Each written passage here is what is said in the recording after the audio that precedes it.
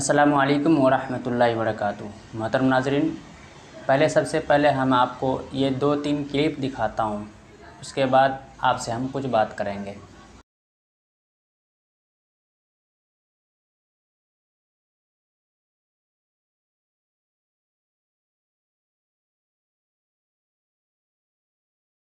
नाज़रीन किराम, उम्मीद करता हूँ कि आपने ये 2-3 क्लिप देख लिए होंगे और आपको अंदाज़ा हो भी गया होगा कि मैं ये सब क्लिप दिखा कर के आपको क्या समझाना और क्या बताना चाह रहा हूँ। जश्न ईद मिलादुन्नबी सल्लल्लाहु अलैहि वसल्लम के ताल्लुक़ से जो देखा गया, बहुत ही घिनौना आदत है ये सब, बहुत ही घिनौना रस्म है सब। आपको समझना चाहिए, सोचना चाहिए कि ये इस तरीके के जुलूस निकाल करके या इस तरीके की बातें करके या इस तरीके की हरकत करके किस चीज़ का हम दर्स देना चाह रहे हैं और किस चीज़ का हम दर्स लेना चाह रहे हैं।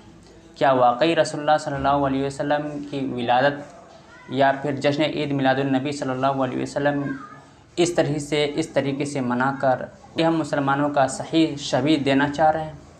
हरगिज़ नहीं। जो खिलाफ़ शरा है तो खिलाफ़ शरा है।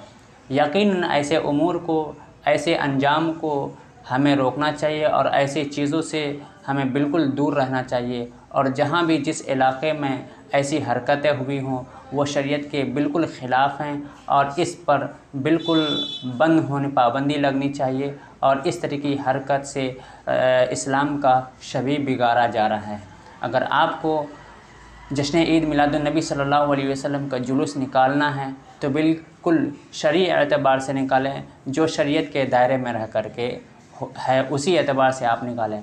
बहुत जगह ये भी देखा गया कि मिलादुन्नबी सल्लल्लाहु अलैहि वसल्लम के मौके पर कुरान ख़वानी, दावत और इस तरह की जो शरई एतबार है, जो शरई उमूर है, उन चीज़ों को अंजाम दिया गया। ये वाकई काबिल तहसीन काम है। इस तरीके के काम अंजाम देने चाहिए, लेकिन इसका पलट जो कहीं पर इस तरीके की हरकतें देखा गया, इसको बिल्कुल फ़ौरी तौर पर बंद करना चाहिए। और अगर इस तरह से बंद नहीं होगा तो यकीन जानिए कि आने वाले वक्तों में हम सीरतुन नबी सल्लल्लाहु अलैहि वसल्लम के नाम से, इस्लाम के नाम पर क्या धब्बा रख सकते हैं।